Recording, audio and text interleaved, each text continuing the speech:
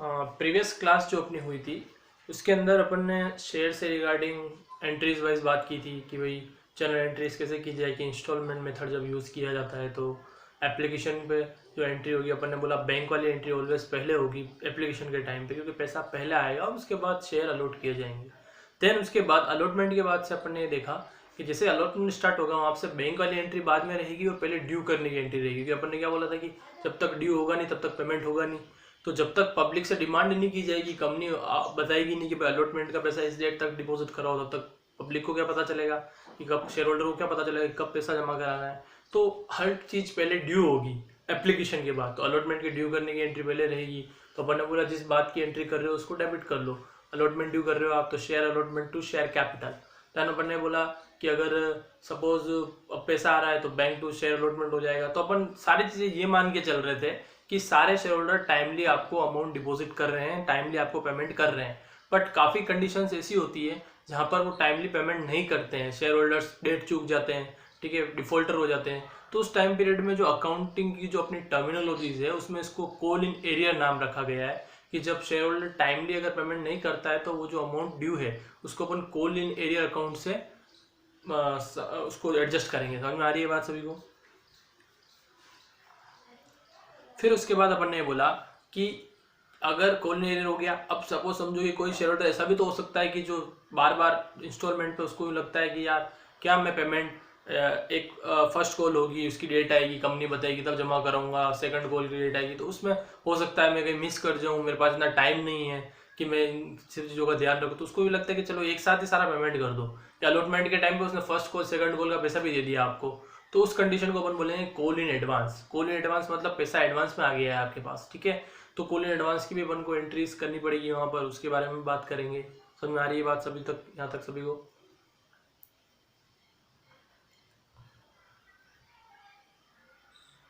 First वाली situation ये बेटा कि सपोज जैसे शेयर होल्डर से कंपनी ने अलॉटमेंट का पैसा मांगा कि भाई 10,000 टोटल शेयर होल्डर्स है कंपनी के पास, उस 10,000 शेयर्स में से कोई एक एक्स नाम का शेयर होल्डर है, सपोज एक्स शेयर होल्डर कोई है, उसके पास 500 शेयर की होल्डिंग है। होल्डिंग होने का मतलब उसके पास 500 शेयर्स हैं उस कंपनी के, तो उसको भी पैसा जमा कराना है अलॉटमेंट का।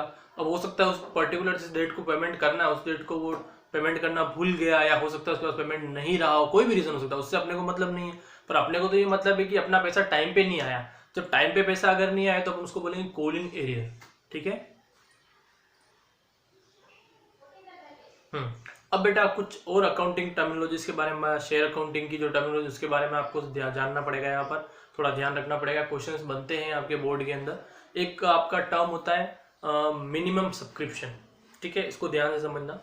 मिनिमम सब्सक्रिप्शन का जो कंपनी लॉ का जो एक रूल है उसके अकॉर्डिंग ये कहता है कि भैया मिनिमम सब्सक्रिप्शन का मतलब कि शेयर कंपनी जितने भी शेयर मार्केट में लॉन्च कर रही है उसका 90% कम से कम सब्सक्राइब होना ही चाहिए, तो कंपनी आगे फर्दर इशू कर सकती है, आगे प्रोसीड कर सकती है। अगर सपोज 90% एप्लीकेशन रिसीव नहीं हुई तो कंपनी को आगे फॉरवर्ड आगे कोई भी प्रोसीड वो नहीं कर पाएगी, उसके शेयर मार्केट में इशू नहीं हो पाएंगे। सपोज एग्जांपल 1 लाख रुपये इसके शेयर, या 1 लाख नंबर ऑफ शेयर पे अपन बात करते हैं, 1 लाख शेयर्स कंपनी इशू कर रही है, प्राइस है उनकी 100 rupees per share, total number of shares है 1 लाख। अब कंपनी ने ऑफर निकाला कि भाई 1 लाख शेयर्स हम इशू कर रहे हैं और आपको इन्विटेशन है कि आप परचेस कर सकते हैं। पब्लिक ने सपोज 85% के लिए यानी 85,000 ही एप्लीकेशंस पब्लिक ने लगाई कि भाई हमको 85 ही चाहिए, तो उस कंडीशन में अपना जो मिनिमम सब्सक्रिप्शन का जो क्लोज है वो ये कहता है कि 90% तो होनी चाहिए। तो अब 85% अगर आ गया तो इसका मतलब ये हुआ कि कंपनी आगे प्रोसीड नहीं कर पाएगी, कम से कम उसको 90,000 एप्लीकेशंस की रिक्वायरमेंट रहेगी। समझ में आ रही है बात सभी को? ठीक है, ये थ्योरिकली बात रही बेटा, प्रैक्टिकली आप वहाँ पे इस चीज़ को समझना कि ऐसा नहीं हो कि कहीं आप गलती कर दो। ये थ्योरिकली क्वेश्चन बनता है मिनिमम सब्सक्रिप्शन क्या होता है, तो उसका आंसर इस तरीके से आपको करना रहेगा कि 90 कंपनी जितने भी शेयर मार्केट में इशू कर रही है उसके 90% से ज़्यादा उसके पास एप्लीकेशंस आनी चाहिए, कम से कम 90% तो आनी ही चाहिए, ठीक है।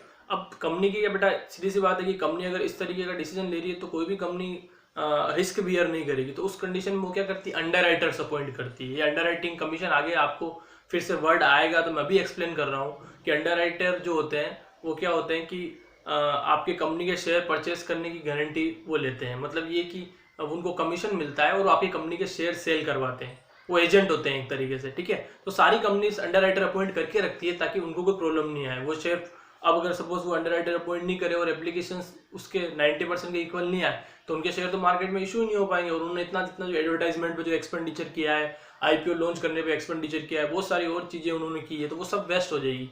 तो उससे बचने के लिए कंपनी क्या करती है कि अंडरराइटर एजेंट्स को अपॉइंट करती है। वो एजेंट्स का काम क्या होता है बेटा कि आपकी कंपनी के शेयर वो सेल करते हैं पर्टिकुलर, जैसे वो बोलते हैं 50% का मैं लाइबिलिटी ले रहा हूँ, मतलब 50% शेयर वो सेल करवाएगा ही करवाएगा। अगर सपोज नहीं करवा पाता है तो उसको खुद को परचेस करने पड़ेंगे, वो उसकी प्रॉब्लम है, अंडरराइटर की प्रॉब्लम है। कंपनी ने तो अपना पूरा होल्डिंग किसको दे दिया, उस अंडरराइटर को अपॉइंट कर दिया, ठीक है। तो वो चीज कहलाती है बेटा। तो उस कंडीशन में अब सीधी सी बात है कि अंडरराइटर इतनी रिस्क ले रहा है तो उसको कमीशन देती है कंपनी को, जितने भी शेयर सेल करवाएगा उसमें फिक्स रेट होती है 1 2 3 जो भी हो XYZ, ठीक है।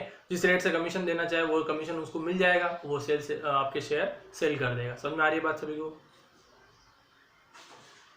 अंडरराइटिंग का मीनिंग क्लियर हुआ सभी को? ठीक है। क्लास सिस्टर्स तीनों है ना? कहाँ गई? क्या हो गया? ओके चलो। तो अब अपन क्या बात कर रहे थे यहाँ पर कि आपको मिनिमम सब्सक्रिप्शन अपन ने क्लियर कर दिया, फिर अपन ने बोला अंडरराइटर कैसे अपॉइंट होते हैं उसके बारे में बात हो गई, अंडरराइटर की सारी चीजें अपन ने क्लियर कर ली कि ये टर्म्स आगे आएगी तो अपने को पहले से क्लियर होना चाहिए, ठीक है बेटा। फिर क्या होता है अंडर सब्सक्रिप्शन और ओवर सब्सक्रिप्शन, दो टर्म्स और होती है। अंडर सब्सक्रिप्शन क्या, ओवर सब्सक्रिप्शन क्या, उसके बारे में बात करते हैं, ठीक है। अंडर सब्सक्रिप्शन का मतलब ये कि जितने भी शेयर कंपनी इशू कर रही है, सपोज 1 लाख शेयर इशू किए कंपनी ने मार्केट में और 92,000 के लिए एप्लीकेशन रिसीव हुई, ठीक है बेटा। एप्लीकेशन कितनी रिसीव हुई? 92 के लिए। तो जितनी कंपनी शेयर मार्केट में लॉन्च कर रही है उससे कम के लिए जब एप्लीकेशन आती है तो उसको बोलते हैं बेटा अंडर सब्सक्रिप्शन। मतलब कंपनी ने 1 लाख इशू किया पर पब्लिक ने डिमांड ओनली 92 के लिए किया, 95 के लिए किया, 98 की, कुछ भी रीजन हो सकता है, मतलब जो इशू कर रहे हैं उससे उसका नंबर्स कम है, तो उस कंडीशन को अपन क्या बोलेंगे? Under subscription. समझ में आ रही बात सभी को? फिर होता है बेटा एक टर्म्स ओवर सब्सक्रिप्शन।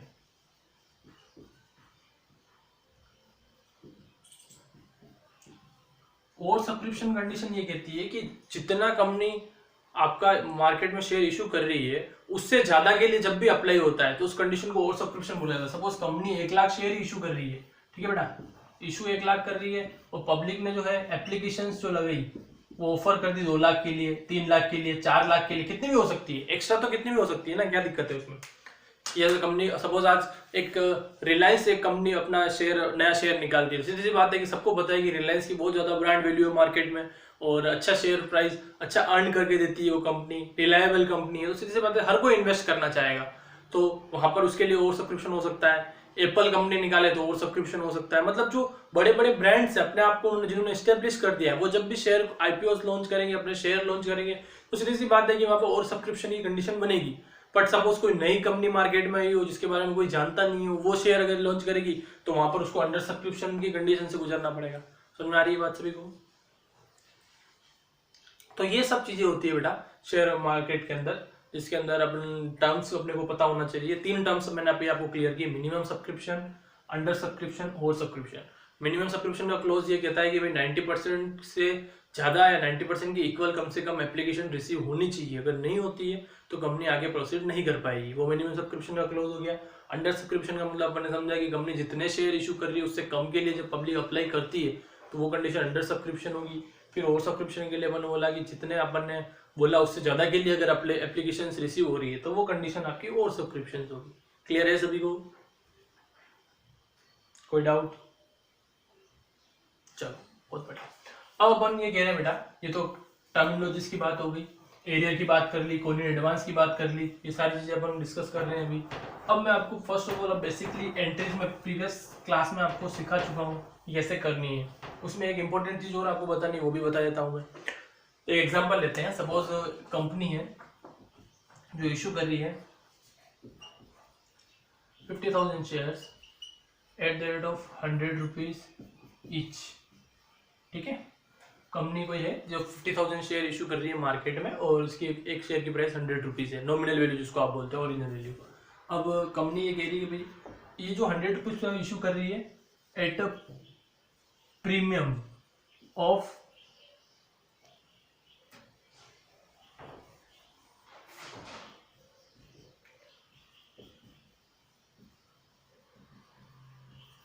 20%। ठीक है, ये जो 100 रुपीज़ का शेयर है वो कंपनी क्या चाह रही है कि भाई हम 20% प्रीमियम पे इश्यू करना चाहते हैं। तो अल्टीमेटली शेयर की प्राइस कितनी होगी, 100 का 20% अगर आप कैलकुलेट करोगे तो वो होगा आपका बेटा 20 रुपीज़। तो 100 प्लस 20 120 का आपका क्या हो गया, शेयर हो गया। ठीक है, अब इस अमाउंट को उन्होंने कुछ इस तरीके से बोला है कि एप्लीकेशन के टाइम पे हमको 30 चाहिएगा, अलॉटमेंट के टाइम पे हमको 40 चाहिएगा, फर्स्ट कॉल के टाइम पे 20 चाहिएगा, सेकंड कॉल के टाइम पे 10 चाहिएगा। ठीक है बेटा, समझ में आ रही है बात सभी को। तो अब इसमें एक चीज अपने को, अब जैसे क्वेश्चन इस तरीके से बना के दे दें तो अब आपको आपके सामने बहुत सारे कंफ्यूजन खड़े हो जाएंगे। सीधी सी बात है कि ये शेयर की प्राइस आपको क्या करना है बेटा, जो भी वैल्यूज दे रखी है उनको प्लस करके देखना है पहले, तो उससे पता चल पाएगा कि प्रीमियम इंक्लूड है या एक्सक्लूड है। दो चीजें होती है, या तो प्रीमियम जो अमाउंट आप मांग रहे हो पब्लिक से उसके अंदर इंक्लूड होगा या एक्सक्लूड होगा। अब इंक्लूड एक्सक्लूड आपको कैसे पता चले, तो उसके लिए सिंपल सा लॉजिक क्या बनाया कि जितना पैसा आप मांग रहे हो पब्लिक से उन सबका टोटल करके देख लो, अगर वो प्रीमियम वाली वैल्यू के इक्वल जा रहा है मतलब इंक्लूड है, और प्रीमियम लेस वैल्यू के इक्वल जा रहा है तो इसका मतलब एक्सक्लूड है। जैसे सपोज यहाँ पे 30 प्लस 40 70, 70 प्लस 20 90, 90 प्लस 10 100, तो शेयर की ओरिजिनल वैल्यू 100 ही है, और जबकि प्रीमियम पे इश्यू कर रहे हैं तो 120 है। तो यहाँ इसका टोटल अगर 100 ही आ रहा है, इसका मतलब प्रीमियम अलग से है या इसके अंदर ही, बताओ, अलग से एक्सक्लूडिंग है मतलब।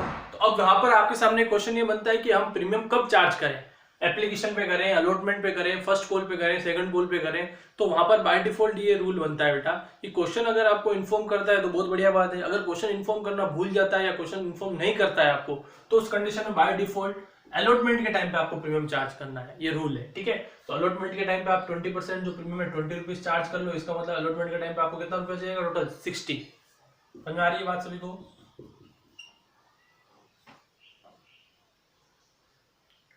ठीक है, मतलब क्वेश्चन अगर आपको नहीं बोलता है तो वो प्रीमियम कहाँ चार्ज होगा, अलॉटमेंट के टाइम पे। अगर क्वेश्चन खुद बोल दे कि नहीं मेरे को तो प्रीमियम एप्लीकेशन पे चाहिए तो आप एप्लीकेशन के टाइम पे ले लो, वो बोलता नहीं फर्स्ट कॉल पे चाहिए तो फर्स्ट कॉल पे ले लो, वो बोलता है सेकंड कॉल पे चाहिए तो सेकंड कॉल पे लो, उससे क्या फर्क पड़ेगा। रूल सिंपल सा है कि जब भी प्रीमियम चार्ज किया जाएगा एसपीआर क्रेडिट ही होगा, सिक्योरिटी प्रीमियम रिजर्व को आपको क्रेडिट ही करना है, क्योंकि वो आपके लिए एक रिजर्व है, रिजर्व का नेचर ऑलवेज क्रेडिट होता है, वो आपके लिए ज्यादा एक्स्ट्रा अर्निंग है कि आप 100 रुपीज की जिसको 120 में सेल कर रहे हो तो 20 रुपीज जो आप एक्स्ट्रा चार्ज कर रहे हो वो as a security premium reserve always credit होगा। कोई भी एंट्री हो, चाहे वो अलॉटमेंट के टाइम पे आए, चाहे फर्स्ट कॉल के टाइम पे आए, चाहे सेकंड कॉल के टाइम पे आए या एप्लीकेशन के टाइम पे आए, जब भी आए वो प्रीमियम वहां पर क्रेडिट होगा। समझ में आ रही है बात सभी को। हाँ, उस वहां पे आएगी, जैसे अभी अपन एग्जांपल यहाँ पे समझ रहे हैं, एप्लीकेशन की एंट्री आप सभी को पता है, आप कर लो, जो बहुत इजी हो गया आपके लिए।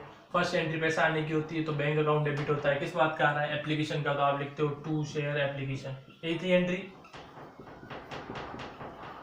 ठीक है, अमाउंट कैसे आता था, तो 30 रुपीज आपको चाहिए एप्लीकेशन के टाइम पे, तो 30 इंटू आपका नंबर ऑफ शेयर 50,000 है तो 30 इंटू 50,000 आप कर दोगे तो 15 लाख हो गया।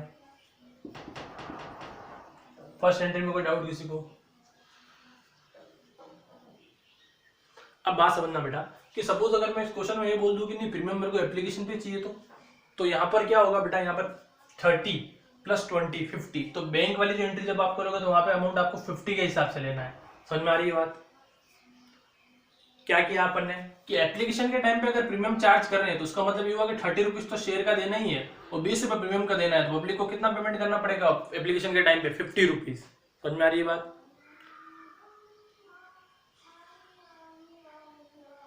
ठीक है, तो 50 रुपीज के हिसाब से नंबर ऑफ शेयर 50,000, तो यहाँ पे अमाउंट 15 लाख की जगह आपका 25 लाख हो जाएगा ये।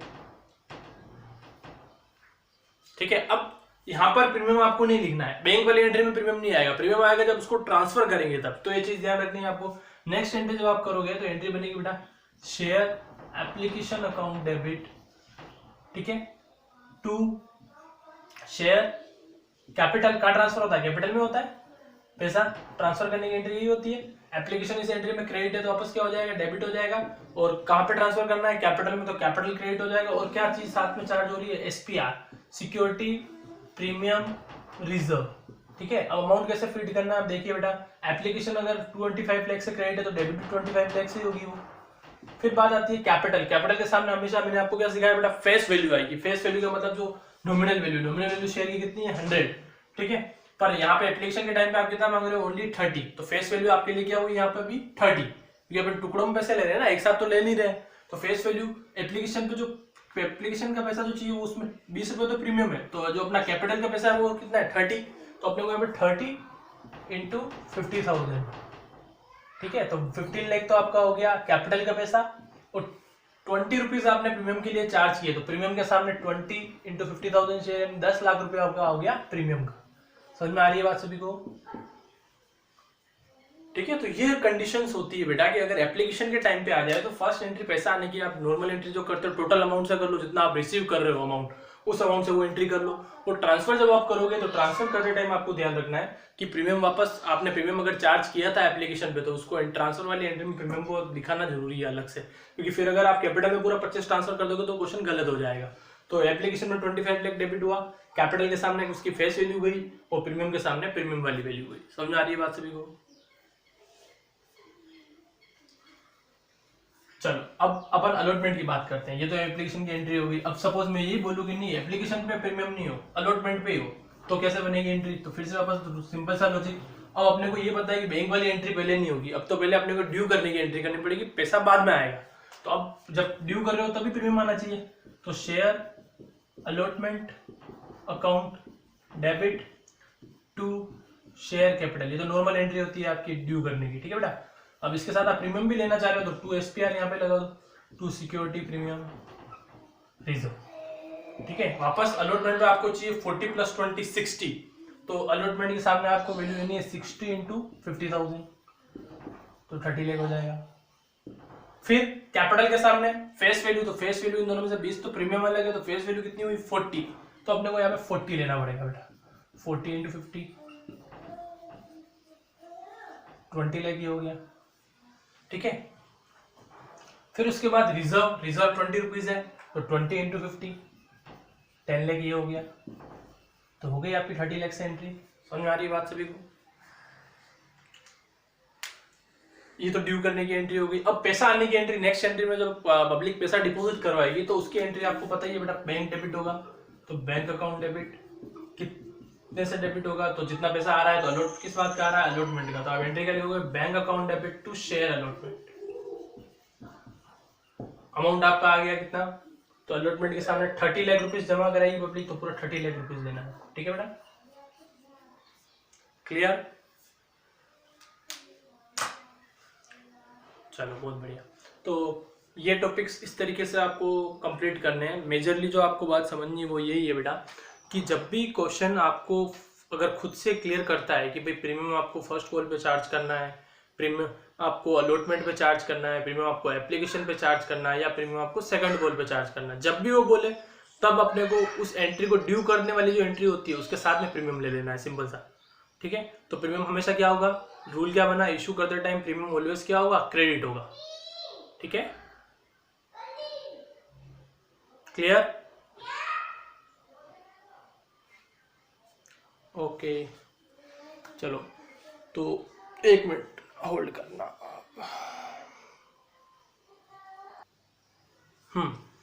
तो अब अपन टॉपिक ले रहे हैं बेटा कॉल इन एरियर, ठीक है। कॉल एरियर का मतलब आपको समझा चुका हूं कि जब share holder timely amount deposit नहीं करेगा तो उस कंडीशन को अपन कॉल इन एरियर बोलेंगे। अब इसके अंदर बेटा आपके अंदर बुक के अंदर 2 टॉपिक बनते हैं कॉल इन एरियर के। एक तो ये कि कॉल इन एरियर की एंट्री की जाए और दूसरा कॉल इन एरियर की एंट्री नहीं की जाए, 2 चीजें होती है, ठीक है। तो ऑप्शन दोनों अपने पास खुले रहेंगे, क्वेश्चन जो बोलेगा उसको अपन अप्लाई कर देंगे और कुछ नहीं बोलेगा तो अपन अपनी मर्जी से अप्लाई करेंगे जो अपने को सुटेबल लगेगा, ठीक है। तो फर्स्ट पार्ट ये लेके चल रहे हैं कि अपन एंट्री जब नहीं करते हैं एरियर की, सीधा अमाउंट उसका डिडक्ट कर लें, तो कैसे एंट्री बनेगी समझना। सपोज एप्लीकेशन की एंट्री तो नॉर्मल आप सभी को पता है कि पैसा सब देंगे ही देंगे, एप्लीकेशन का कोई डिफॉल्टर हो सकता है क्या कभी, बताओ। एप्लीकेशन का कभी कोई डिफॉल्टर हो सकता है क्या? क्यों नहीं हो सकता? क्योंकि सीधा सा कॉन्सेप्ट है कि भाई पैसा जब तक जमा कराएगा नहीं, अप्लाई करेगा नहीं, तब तक पब्लिक को शेयर मिलेगा नहीं, तो शेयर मिलेगा नहीं तो पैसा किस बात का। तो सिंपल सा लॉजिक है कि एप्लीकेशन पे तो कभी डिफॉल्टर होगा नहीं, पर डिफॉल्टर उसके बाद तो हो सकता है, अलॉटमेंट भी हो सकता है, फर्स्ट कॉल भी हो सकता है, कभी भी हो सकता है, ठीक है। उसके बाद तो कि जब आप ड्यू करो वो टाइमली वो पेन नहीं करता है। तो अपन ये मान के चल रहे हैं कि अलॉटमेंट का पैसा अपन ने ड्यू किया, ठीक है। टोटल अपने नंबर ऑफ शेयर्स हैं अपन ने इशू कर रखे हैं, वही एग्जांपल लेके चल रहे हैं, 50,000 शेयर इशू कर रखे हैं टोटल मार्केट में अपन ने। अलॉटमेंट अपने को 40 रुपीज चाहिए, ठीक है। तो 100 रुपीज़ का अपना शेयर है, पार पे अपन इशू कर रहे हैं उसको। और सपोज एक एग्जांपल लिया अपन, एक्स कोई शेयर होल्डर है जिसके पास 1000 शेयर की होल्डिंग है, ठीक है। वो क्या कर रहा है, पैसा आपको टाइम पे पेमेंट नहीं कर रहा है, अलॉटमेंट के टाइम पे जो डेट थी उस पर पेमेंट नहीं कर रहा है।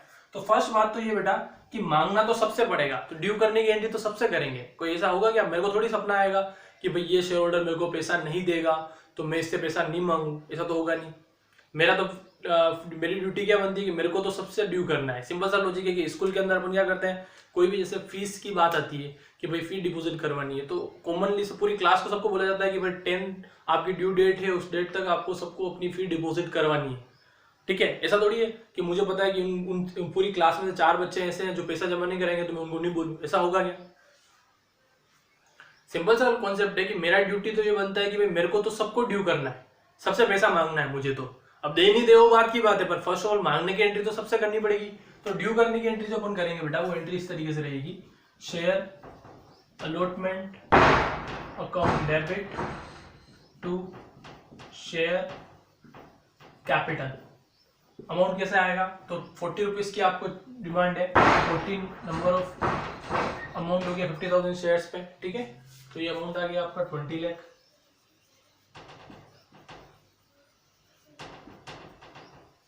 ड्यू सबसे किया कि भाई 20 लाख रुपीस की हमको रिक्वायरमेंट है अलॉटमेंट के टाइम पे, जो आपको सबको टाइमली डिपॉजिट करनी है, ठीक है।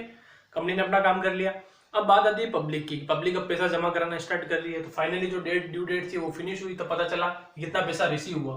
तो जब रिसीव करोगे तो एंट्री बनेगी बेटा बैंक अकाउंट डेबिट, सभी को पता है, टू शेयर अलॉटमेंट, ठीक है। ये एंट्री आप नॉर्मली बनाते हो।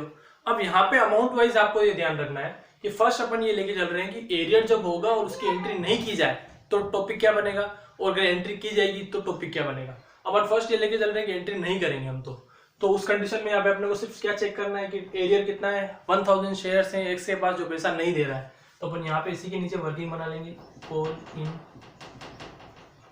एरियर, नंबर ऑफ शेयर 1000, कितना चाहिए था अलॉटमेंट पे अपने को पैसा, एक शेयर पे 40 रुपीज, तो 1000 शेयर पे कितना चाहिए होगा 40,000, ठीक है। तो इसका मतलब ये हुआ कि 40,000 रुपीज तो अब नहीं आने वाले, क्योंकि एक्स तो पैसा दे नहीं रहा है, एक्स दे नहीं रहा है, उसका मतलब उसके 40,000 नहीं आएंगे। अब 40 नहीं आएंगे तो मैंने डिमांड 20 लाख की थी, उसमें से 40 नहीं भी आए तो रिमेनिंग 19,60,000 तो आएंगे। और तो कोई डिफॉल्टर है नहीं, खाली एक ही जना था जिसने पैसे नहीं दिए, बाकी सबने दे दिए, तो जिनके आ गए उनके पैसे तो ले। तो एंट्री कुछ इस तरीके से रहेगी बेटा, bank account debit to share allotment. अपन ने एरियर की एंट्री नहीं करके सिर्फ उसका अमाउंट क्या कर लिया, डिडक्ट कर लिया कि टोटल अपने को 20 लाख की रिक्वायरमेंट थी, उस 20 लाख में से 40,000 नहीं आया तो रिमेनिंग 19,60,000 आ गया, उसकी एंट्री अपन ने कर ली। क्लियर है सभी को, ठीक है। तो ये होता है टॉपिक कि जब एरियर की एंट्री नहीं की जाए। अब सपोज इन फ्यूचर जब भी पैसा आएगा उस जो ड्यू रहा, वो एक सपोज हो सकता है फर्स्ट कॉल के टाइम पे दे दे, सेकंड कॉल के टाइम पे दे दे, या कुछ 2-4 दिन बाद ही जमा करा दे, तो तब एंट्री क्या हो जाएगी, पैसा आएगा तो बैंक डेबिट किस बात का आएगा, अलॉटमेंट का, क्योंकि अपन ने अलॉटमेंट को 960 से ही क्रेडिट किया है, जबकि डेबिट कितने से, देखो 20 से है, तो 40 ड्यू उसमें बता ही रहा है अलॉटमेंट में। समझ में आ रही है बात सभी को। अलॉटमेंट में आपने 20 ड्यू किया था, पर आपने देखो ट्रांसफर कर टाइम 1960 लिया है, मतलब 40,000 जो आप जो रिमेनिंग बाकी चल रहा है वो अलॉटमेंट का चल रहा है। तो एंट्री उस टाइम क्या हो जाएगी, बैंक टू शेयर अलॉटमेंट, जब पैसा आएगा तब। फिलहाल तो अपन ने डिडक्ट करके एंट्री लिख दी, कोई डाउट किसी में इसको। अब वन टॉपिक चेंज करते हैं, सेकंड टॉपिक बनाते हैं कि सपोज अगर एंट्री की जाए तो क्या टॉपिक बनेगा। तो सिंपल सा लॉजिक है, वर्किंग सब कुछ यही रहेगी। अब आपको अगर डेबिट करना है तो कॉल इन एरियर आपके लिए क्या है, असेट्स है कि भाई टाइमली पैसा आपको मिलना चाहिए था पर नहीं मिला, तो असेट्स की नेचर क्या होती है, डेबिट। तो अपन को कॉल इन एरियर को उस एंट्री में क्या कर देना है, डेबिट कर देना है, जितना पैसा ड्यू है उतने अमाउंट से। कितना ड्यू है बेटा, 40 ड्यू था, तो 40 से उसको डेबिट कर दिया। तो अब अलॉटमेंट के सामने बेटा अमाउंट 1960 के लिए कितना आएगा, पूरा 20, क्योंकि अपन ने एरियर को साथ में डेबिट ले लिया। देखो तो एंट्री क्या हो गई, call in arrear debit, bank debit to share allotment. तो बैंक में तो 1960 आया, 40 जो नहीं आया उसको अपन एरियर बोल दिया, तो अलॉटमेंट टोटल 20 हो गया। समझ में आ रही है बात।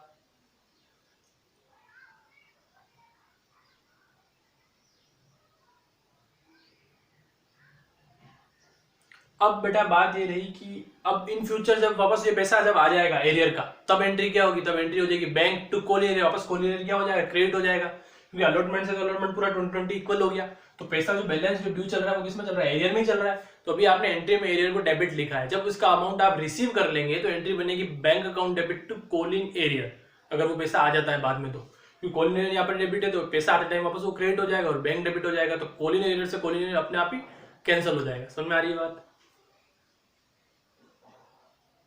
चलो बहुत बढ़िया। तो ये एरियर का टॉपिक रहेगा, आपको जो ध्यान रखना है क्वेश्चन में जैसा जो बोले उसके अकॉर्डिंग आपको फॉलो करना है। क्वेश्चन अगर बोलता है कि आपको अकाउंट ओपन करना है कॉलिंग एरियर का, तो इसका मतलब उसको एंट्री में डेबिट लिखना है।